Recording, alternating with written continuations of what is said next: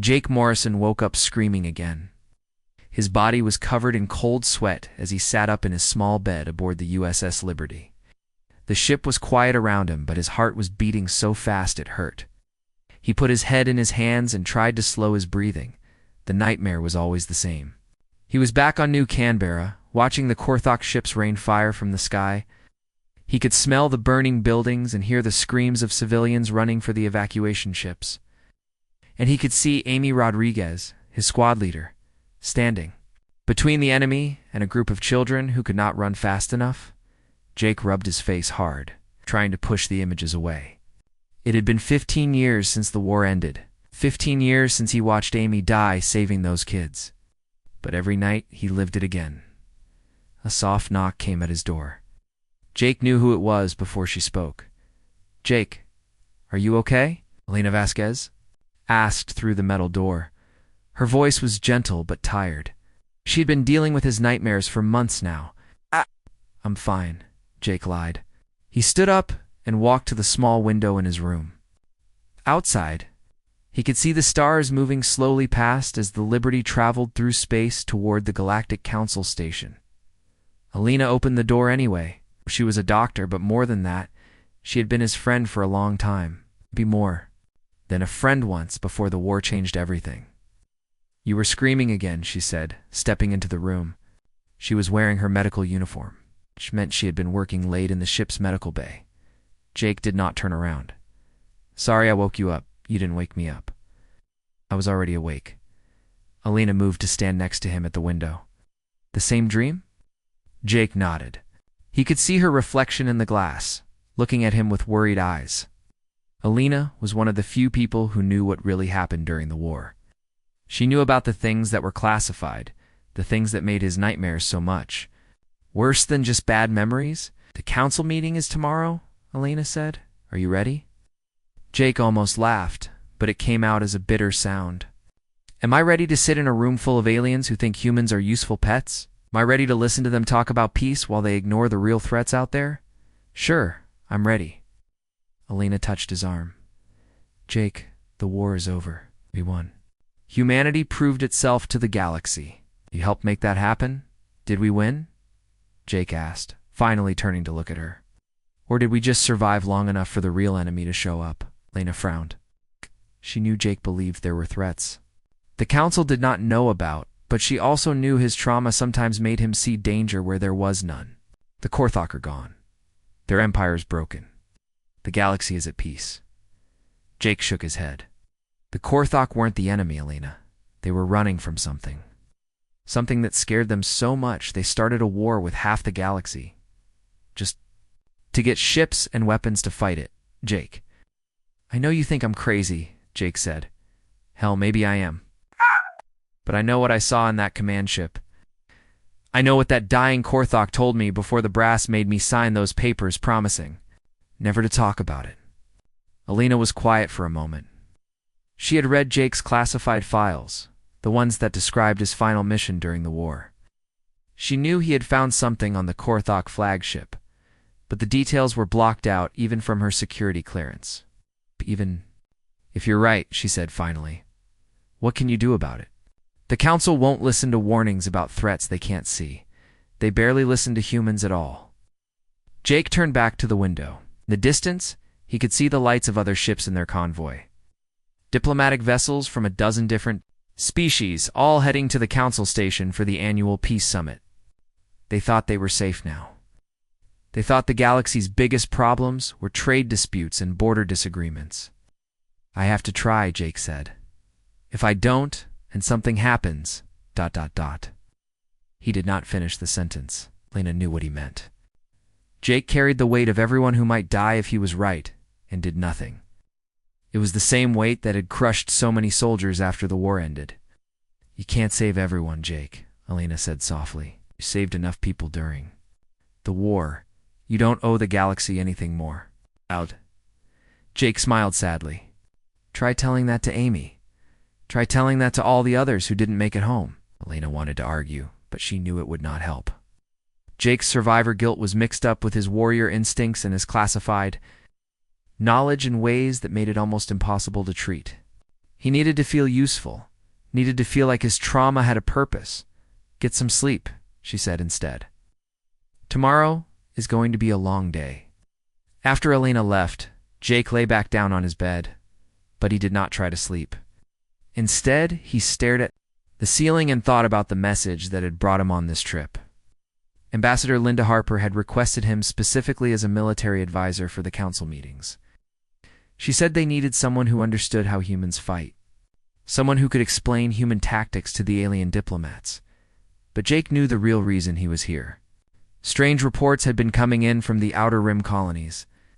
Ships disappearing, colonies going quiet, energy readings that did not match any known technology. The kind of reports that made military commanders nervous, even if they did not want to admit it. Jake reached under his pillow and pulled out a small data pad. On it were copies of files he was not supposed to have. Records from the final days of the HFY War. Most of it was in alien languages he could barely read, but he had spent years learning enough to understand the important parts. The HFY had called them the Devourers.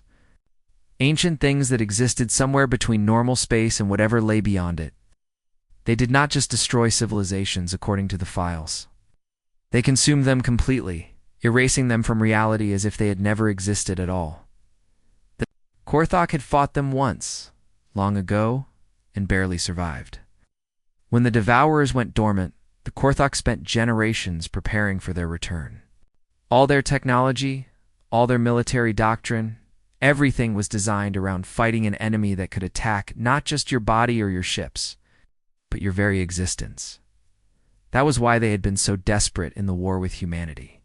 They needed ships, weapons, territory, anything that might help them when the Devourers woke up. They had not wanted to fight humans at all, but they had been running out of time, and now, Jake was reading the signs right, that time was up. Jake closed the datapad and put it back under his pillow. Tomorrow he would try to convince the council that humanity's greatest test was still coming. He would try to make them understand that all their peace treaties and trade agreements would not matter if he was right about what was heading their way. But first, he had to get through the rest of the night without screaming again. Jake closed his eyes and tried to think about something other than burning cities and dying friends. It did not work, but he had gotten good at staying quiet during the bad dreams. Outside his window, the USS Liberty continued its journey through the peaceful galaxy, carrying warnings no one wanted to hear, toward a council that would not want to listen. The Galactic Council chamber was massive, built to hold representatives from hundreds of different species. Jake Morrison stood at the back of the human delegation, watching as aliens of every shape and size took their places in the curved rows of seats. Some looked almost human, while others were so strange that Jake had to look away. Ambassador Linda Harper sat in the front row, her diplomatic uniform perfectly pressed. She had been humanity's voice in the council for 10 years, and she was good at her job, but Jake could see the tension in her shoulders. She knew why he was really here, and she was not happy about it. The council chamber buzzed with conversation in dozens of languages. Translation devices made it possible for everyone to understand each other, but Jake preferred to listen to the original sounds. It reminded him that humanity was still the newcomer here, still trying to prove they belonged. Prime Minister Zextiel of the Zentari Empire called the meeting to order. The Zentari looked like tall, thin humans with blue skin and large black eyes. They considered themselves the most civilized race in the galaxy, and they never let anyone forget it. "Welcome, beings of the council," Zextiel said, his voice carrying easily through the chamber. "We gather today to discuss the continued peace and prosperity of our galaxy. First, we will hear reports from the Outer Rim territories." Jake leaned forward. This was what he had been waiting for. A vegan official stood up. The vegans were short and round, with gray skin and no hair.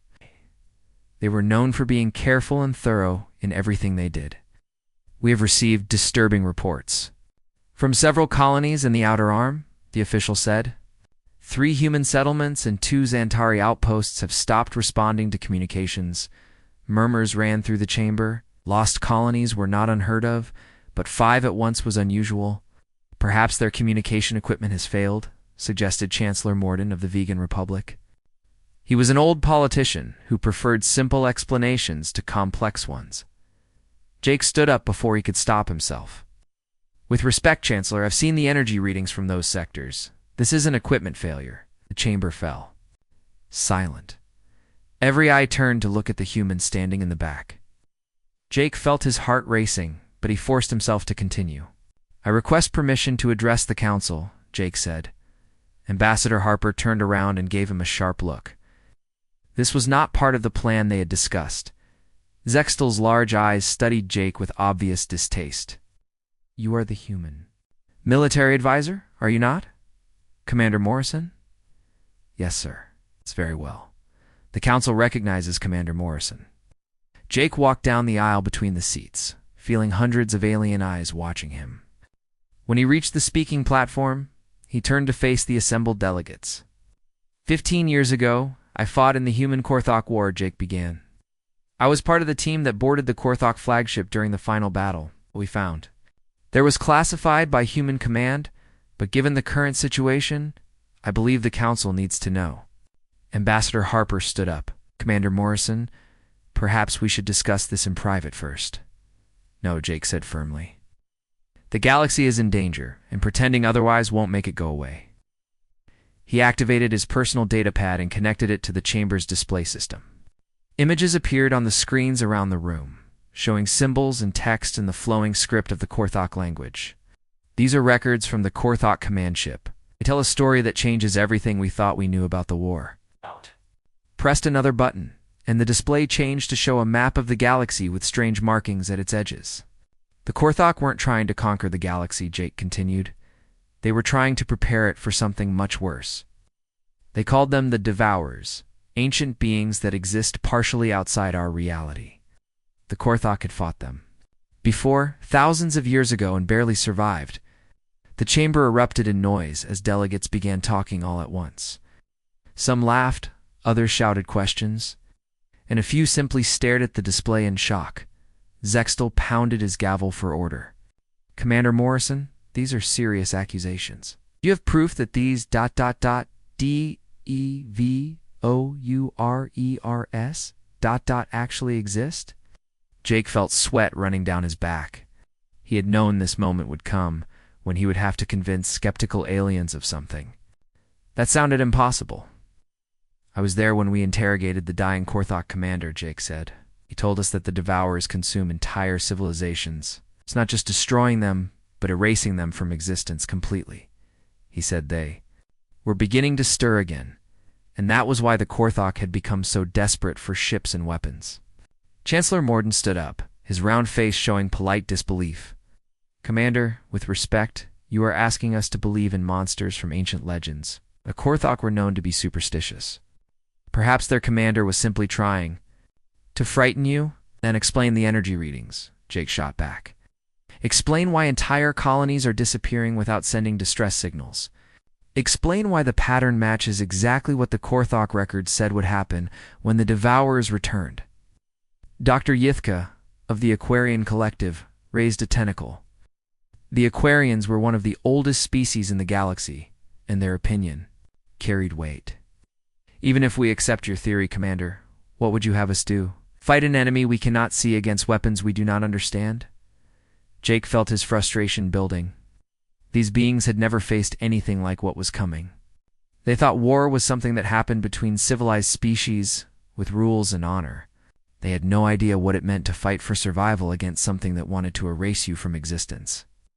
We prepare, Jake said. We mobilize our fleets. We share our military knowledge. We get ready for a war unlike anything the galaxy has ever seen.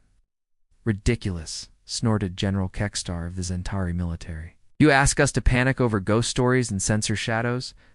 The Zentari Empire will not waste resources chasing phantoms? Jake felt something snap inside him. Suddenly, he was not standing in a peaceful council chamber, but back on New Canberra. Watching Amy Rodriguez die because the brass had not believed the intelligence reports about Korthok attack patterns. Ghost stories, Jake said, his voice getting louder. I've seen what happens when people ignore warnings about real threats. I've held the bodies of friends who died because someone thought they knew better than the soldiers in the field. Commander Morrison, Ambassador Harper said sharply, "That's enough." But Jake was not done. The nightmares, the classified files, the weight of carrying knowledge that no one wanted to hear, all of it came pouring out. "You want to know what's coming?" Jake shouted. "I'll tell you what's coming. I'm thinking that makes the Korthok look like children playing with toys. Something that doesn't just kill your people, but makes it so they never existed in the first place. And when it gets here, all your diplomacy and your treaties and your civilized rules won't mean anything." Security guards started moving toward the platform, but Jake kept talking. "The only thing that will matter is whether you can fight. Really fight. Not the clean, honorable kind of war you people are used to, but the dirty, desperate, don't-anything-to-survive kind of war that humans know how to fight." The guards reached Jake and gently but firmly took his arms. He did not resist as they led him away from the platform, but he kept talking. "When the Devourers come, you'll remember this day. You'll remember that a crazy human tried to warn you, and you didn't listen." As the guards escorted Jake from the chamber, the delegates sat in stunned silence. Some looked angry, others confused. God. And a few seemed genuinely worried. Ambassador Harper stood up and addressed the council. "I apologize for Commander Morrison's outburst. The human delegation requests a recess to discuss this matter privately." But as the delegates filed out of the chamber, talking in hushed voices about the human's strange warning, new reports were already coming in from the outer rim. More colonies had gone silent, and the sensor readings were getting stranger by the hour. In a small security room beneath the council chamber, Jake sat alone and waited. He had done what he came to do, even if it had cost him any chance of being taken seriously by the diplomatic community. Now, all he could do was wait, and hope that when the real enemy showed up, someone would remember his warning and be ready to fight. Admiral Peter Collins stood on the bridge of the UES Defiant, watching the stars through the main view screen. Behind him, officers from 6 different species worked at their stations, preparing for the joint investigation mission that the Galactic Council had finally approved after 3 more colonies went silent. Jake Morrison stood beside the Admiral, no longer wearing his diplomatic advisor uniform. Instead, he wore the gray combat fatigues of human military personnel. After his outburst at the Council, Ambassador Harper had officially removed him from the diplomatic mission. But Admiral Collins had requested him as a military consultant. "How long until we reach the Kepler colony?" Collins asked his navigation officer. 2 hours, sir," came the reply. Jake studied the tactical display showing their small fleet. 5 ships total, representing the major powers of the galaxy. It was not nearly enough if he was right about what they would find, but it was all the Council was willing to commit to what they still called a minor investigation. Admiral called Commander Lisa Stone from the communications station. Getting a message from the UES Ranger, Captain Martinez reports they've reached the outer edge of the Kepler system. Collins nodded. The Ranger was their fastest scout ship, sent ahead to survey the area before the main fleet arrived. "Put him through." Captain Martinez appeared on the main screen, his face grim. "Admiral, you need to see this. I'm transmitting our sensor data." Now, the tactical display changed to show the Kepler system. Where there should have been a thriving colony of 50,000 people, there was nothing but empty space and twisted metal debris. "Dear God," whispered Dr. Sophie Adams, the fleet's chief science officer. She was a brilliant engineer who had designed many of the weapon systems that won the Korthok War. What could do this to an entire colony? Jake stepped closer to the display. The debris patterns were wrong, twisted in ways that hurt to look at. Parts of the destroyed buildings seemed to fold in on themselves, creating impossible geometric shapes. "It's not just destroyed," Jake said quietly. "It's been consumed. Look at the energy readings." Dr. Adams checked her instruments. "The readings don't make sense. It's like reality itself is damaged here." Collins turned to Jake. "Is this what you expected to find?" Jake nodded grimly. "It matches the Korthok records. The Devourers don't just destroy things. They consume the concept of existence itself. That's why the debris looks wrong. Parts of it have been partially erased from reality. It's impossible," said Lieutenant Kevin Price, a young officer who had never seen combat. Nothing can erase something from existence. Tell that to the 50,000 people who used to live here, Jake replied. Admiral Collins studied the display for a long moment. Commander Stone, send a message to all ships. We're moving to battle stations. Whatever did this might still be in the area. As the fleet moved deeper into the Kepler system, Jake felt the familiar weight of combat preparation settling over him. His nightmares had been getting worse since they left the council station, but now he realized they had been preparing him for this moment. Contact on sensors called Ensign Maria Santos from the tactical station. Something big, moving. At the edge of the system, the main screen shifted to show a ship unlike anything in the galactic databases. It was black, but not the normal black of painted metal. This was the black of empty space, of nothing at all. The ship seemed to bend light around it, making it difficult to focus on. "Stum," Jake said, his voice steady, despite the fear running through him. "That's a Devourer scout ship." Admiral Collins opened a channel to the rest of the fleet. "All ships, this is Defiant. We have contact with an unknown vessel. Prepare for possible hostile action." The alien ship moved toward them with impossible speed, crossing the system in seconds. As it approached, Jake felt something he had not experienced since the war. His PTSD symptoms, usually a source of pain and confusion, suddenly became sharp and focused. "They're targeting our minds," Jake said suddenly. "Not our ships, our minds. Everyone needs to focus on something real, something solid. Don't let your thoughts drift." "What are you talking about?" Dr. Adams asked. Before Jake could answer, the attack began. But it was not weapons, fire, or energy beams. It did crew members. Throughout the fleet began screaming as their memories started to fade. On the Defiance bridge, Lieutenant Price suddenly looked confused. "Where am I? What ship is this?" "Kevin, you're on the Defiant," Commander Stone said, but her own voice sounded uncertain. "You're a Yor." Jake grabbed both officers by their shoulders. "Listen to me. You're Kevin Price, communications officer. You are Lisa Stone, ship commander. You served together on the Mars defense stations. Remember Mars? Remember the red sky and the dust storms?" The two officers blinked, their memories returning as they focused on Jake's words. Across the fleet, similar scenes were playing out. The Devourer ship was attacking not with conventional weapons, but with something that targeted identity itself. Crew members were forgetting who they were, what ship they served on, even their own names. But Jake's damaged mind, scarred by years of PTSD and trauma, proved resistant to the attack. His memories were so deeply burned into his consciousness by pain that they could not be easily erased. "All ships." "This is Morrison," Jake said, taking over the communications system. "Focus on your worst memories. I know it sounds crazy, but focus on the things that hurt the most. Those memories are protected by pain. They can't be erased as easily." Admiral Collins, fighting to remember his own name, looked at Jake with new understanding. "Your nightmares. They're not just trauma. They're armor." Jake nodded. "Pain protects memory. Trauma makes thoughts harder to erase. It's why humans might be the only ones who can fight these things." The Devourer's ship moved closer, and its attack intensified. The human crews following Jake's advice began to fight back by embracing their darkest memories. Soldiers remembered fallen comrades.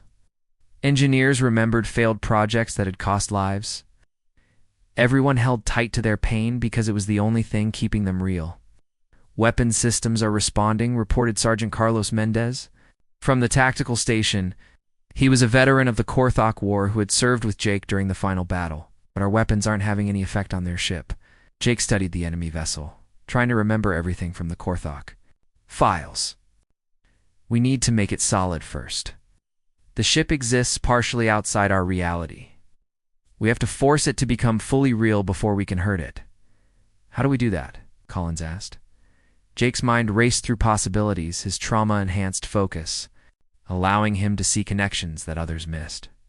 "We overload it with reality, flood it with so much solid, undeniable existence that it can't phase out." He turned to Dr. Adams. "Can you modify our sensors to broadcast a reality anchor field?" Something that forces everything in the area to exist in normal space-time? Dr. Adams worked frantically at her console. I can try, but I'll need to cannibalize power from life support and weapons. Do it, Collins ordered.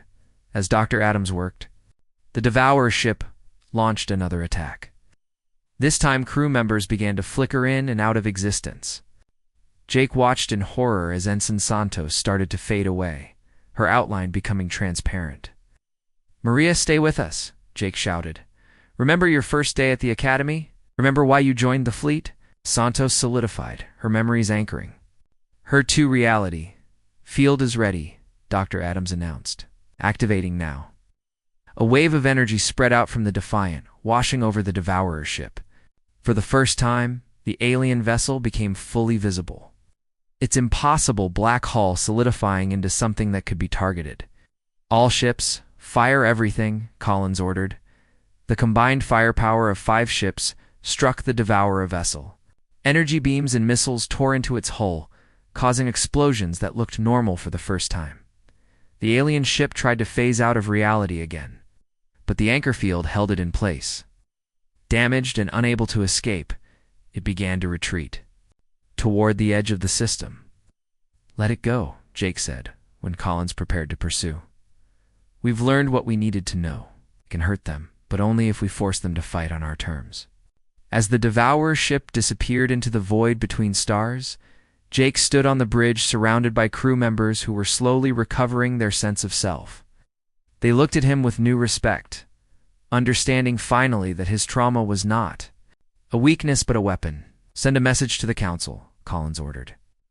"Tell them Commander Morrison was right. The threat is real, and we're going to need every ship we can get." Jake nodded, but his mind was already racing ahead to the next battle. The scout ship would report back to its masters, and soon the full Devourer fleet would come. When that happened, humanity's greatest test would begin. The war room aboard the mobile command station Unity buzzed with activity as officers from across the galaxy planned humanity's desperate defense. 3 weeks had passed since the first Devourer scout was encountered, and now their main fleet was moving toward the core systems like a wave of hungry darkness. Jake Morrison stood at the center of it all. No longer the dismissed veteran from the council chambers.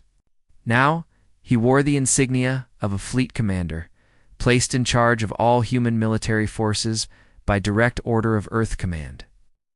Around him, holographic displays showed the positions of over 2,000 ships from dozens of species, all waiting for his orders. "Status report," Jake called out to the room full of officers. Colonel Diana Foster stepped forward. She was a tough woman who had earned her rank fighting pirates in the Outer Rim, but even she looked nervous about what was coming. "All human battle groups are in position. The Zentari and vegan fleets are holding the second line, but their commanders are still questioning our tactics." Jake was not surprised. His battle plan went against everything the alien races believed about proper warfare, where they wanted organized formations and coordinated attacks. Jake was preparing something that looked like controlled chaos. "What about the new weapons?" Jake asked. Major Alex Turner, a brilliant tactical officer who had served under Jake during the Korthok War, consulted his datapad. "Dr. Adams has finished installing reality anchor generators on all human ships. The other species are having trouble with the technology, but their ships should be protected even if they can't use the anchors offensively." Jake nodded. The reality anchors were their only way to force the Devourers to fight in normal space where conventional weapons could hurt them. But the technology was based on human understanding of trauma and memory, making it almost impossible for other species to operate effectively. A young communications officer approached Jake's command station. "Sir, incoming transmission from the UES Ranger.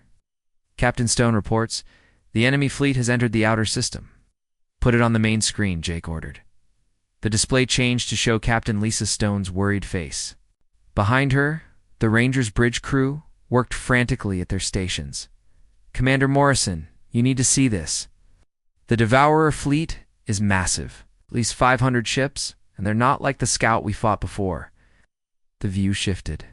To show the enemy formation, Jake felt his blood turn cold as he saw ship after ship emerging from the darkness between stars.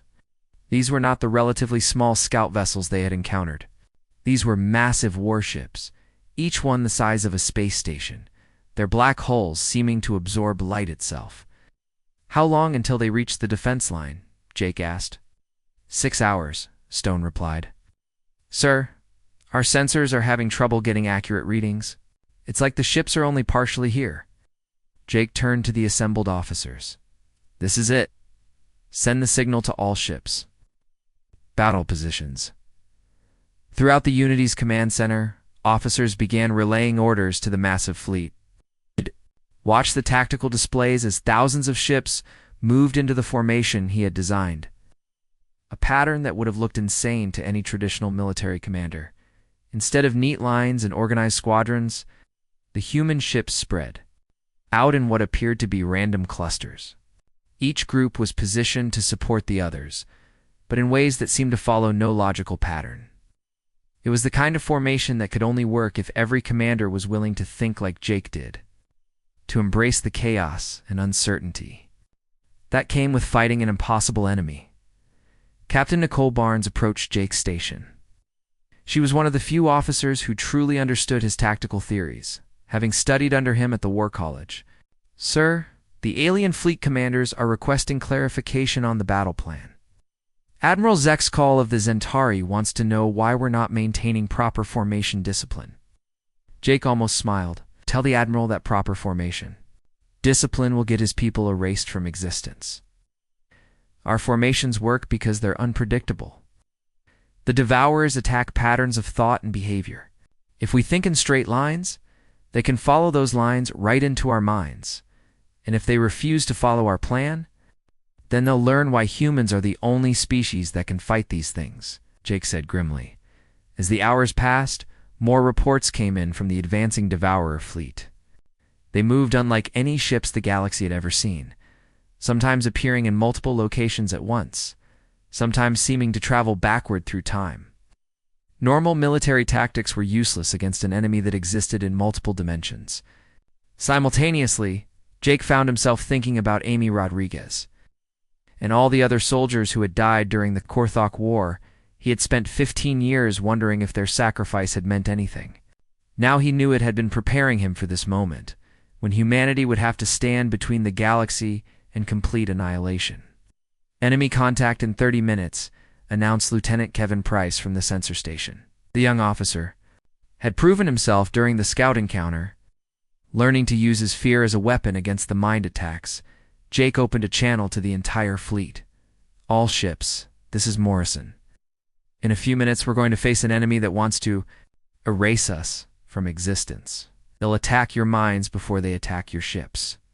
When that happens, I want you to remember the worst day of your life. Remember your failures, your losses, your regrets.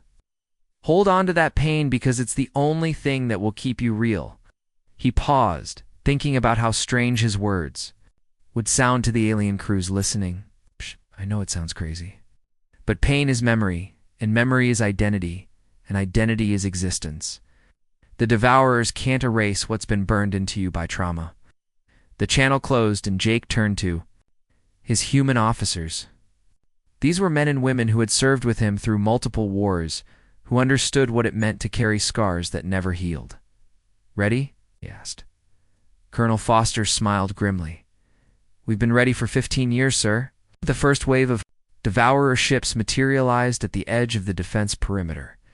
Immediately, the reality anchor generators activated, flooding space with waves of enforced existence that made the alien vessels flicker and solidify. But this time, Devourers were ready for the human tactics. Their ships began broadcasting.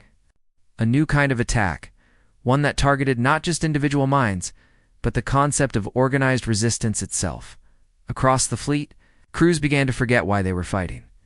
The very idea of military discipline started to fade from their thoughts. Jake watched in horror as perfectly trained officers began abandoning their posts. Not from cowardice, but because they could no longer remember what the words duty and loyalty meant. The alien ships in the fleet were hit the hardest. Their crews had been trained to follow orders and maintain discipline, making them easy targets for an attack that erased the concept of command structure. Within minutes, half the Zentarian vegan ships were drifting helplessly as their crews forgot how to operate as a military unit. But the human ships held together. Jake's unconventional training methods, his emphasis on individual initiative and chaotic thinking, proved to be exactly what was needed. When military discipline failed, human stubbornness took over. All human ships, ignore the battle plan, Jake broadcast. Fight however you want. Follow your instincts. Be unpredictable.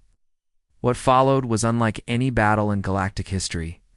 Human ships attacked from impossible angles, used tactics that made no logical sense, and fought with a desperate creativity that the Devourers could not predict or counter.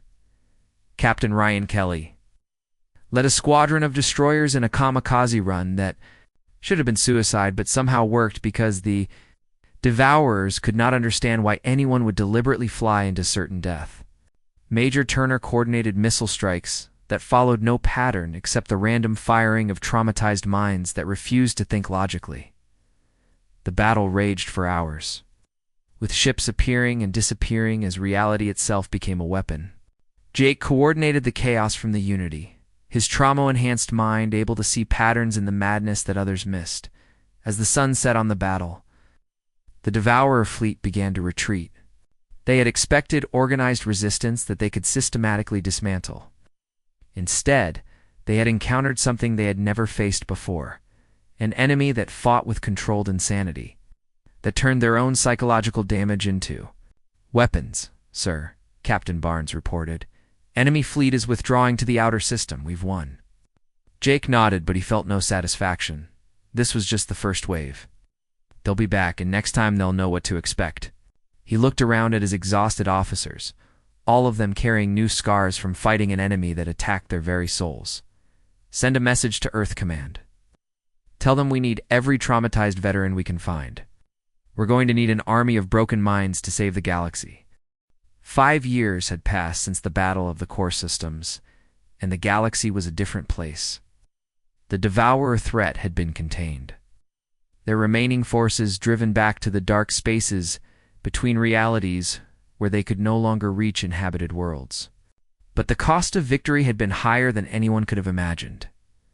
Jake Morrison stood on the observation deck of the orbital station above New Terra, watching transport ships arrive with the latest group of human veterans returning from the Void Wars.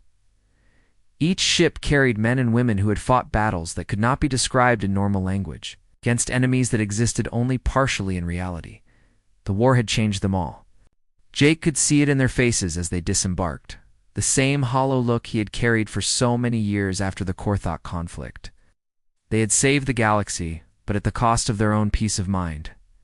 Dr. Alina Vasquez joined him at the observation window. She looked older now, her hair showing gray that had not been there before the war. Running the psychological rehabilitation program for Void War, veterans had aged her more than the years alone could account for. How many in this group? Jake asked. 230, Elena replied, including some of the crew from the final assault on the Devourer command ship. Jake nodded grimly.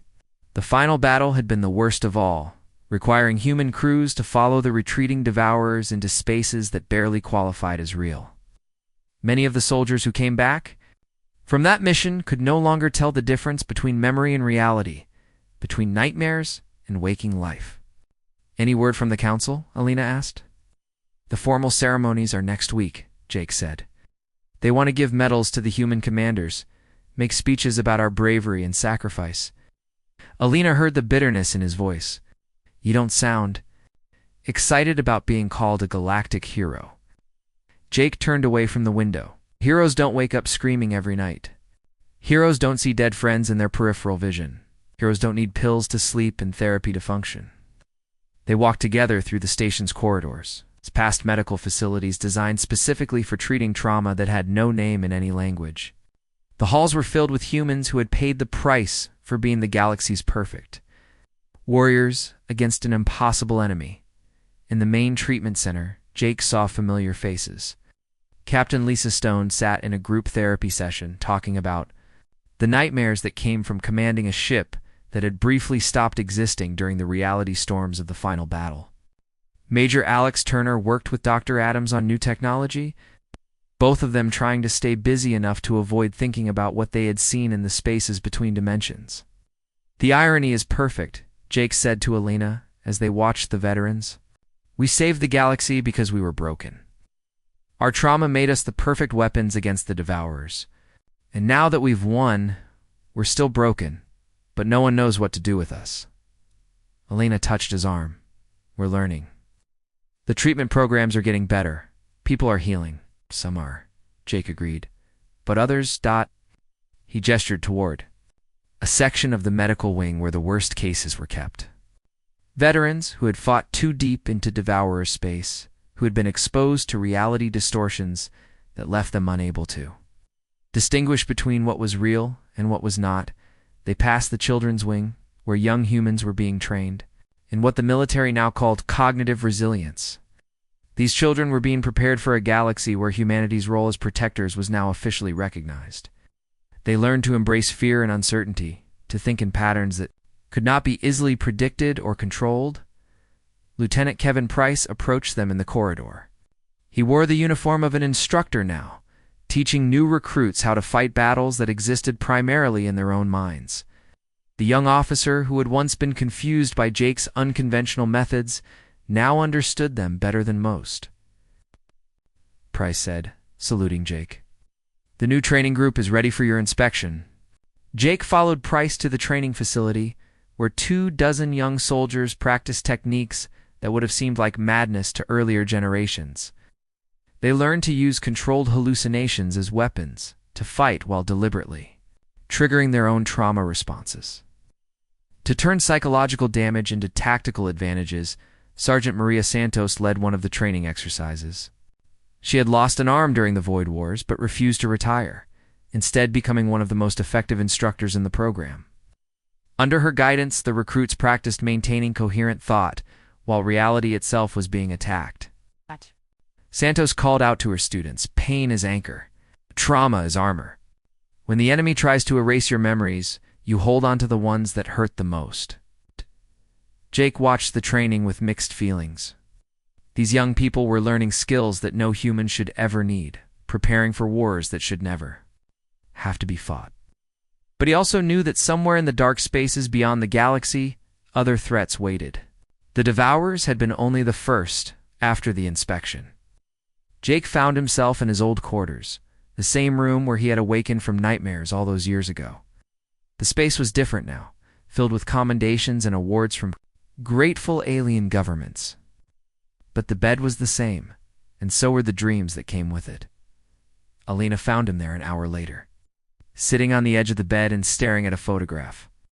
The picture showed his old squad from the HFY War, including Amy Rodriguez.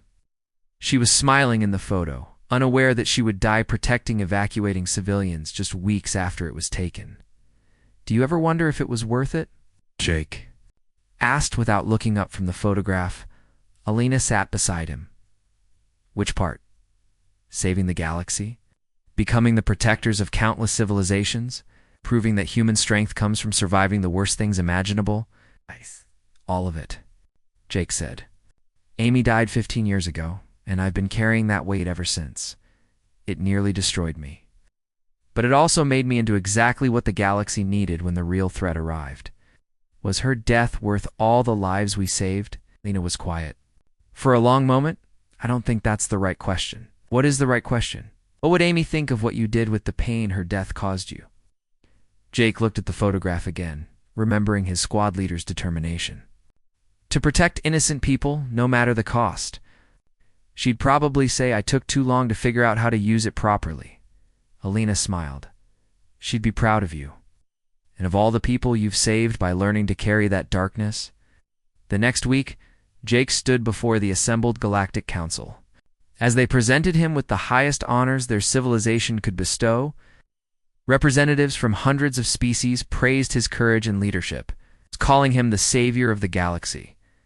But Jake's mind was elsewhere, thinking about the young soldiers he was training and the threats that still lurked in the darkness beyond known space. The Devourers had been defeated, but they had taught the galaxy an important lesson. Somewhere in the vast universe, there were always enemies that could only be fought by those willing to carry the worst kinds of pain. After the ceremony, Jake returned to New Terra and the training facilities, where the next generation of human protectors learned their difficult trade. He found Sergeant Santos working with a group of new recruits, teaching them the same lessons he had learned through years of nightmares and trauma. "Sir," one of the young soldiers asked, "is it true that you used to have nightmares about the war?" Jake looked at the earnest faces around him, young people who were volunteering to carry burdens that would mark them for life. "I still have nightmares," he said honestly. "But now I understand what they're for." "What are they for, sir?" Jake thought about Amy Rodriguez, about all the friends he had lost, about the weight of protecting a galaxy that would never fully understand the cost of its salvation. "They're to remind us that some people have to carry the darkness so others can live in the light," he said. "And to make sure we never forget that being broken doesn't make you useless. Sometimes it makes you exactly what the universe needs." The sun set over New Terra. Jake stood with Alina on the same observation deck where they had started the day. Below them, children played in gardens that existed only because damaged minds had learned to fight impossible wars. "Any regrets?" Alina asked. Jake considered the question seriously, about the pain, about the nightmares, about spending my life preparing for wars that shouldn't exist. He shook his head. "No regrets. Someone has to be ready for the next impossible enemy. Might as well be us." In the distance, transport ships continued to arrive, with veterans returning from patrol missions at the edge of reality. Each one carried people who had chosen to bear scars so that others would never have to, warriors whose greatest strength came from surviving their own destruction. Jake Morrison, the man who had fought in human wars and found his terror transformed into salvation, watched over them all, ready for whatever darkness might come next.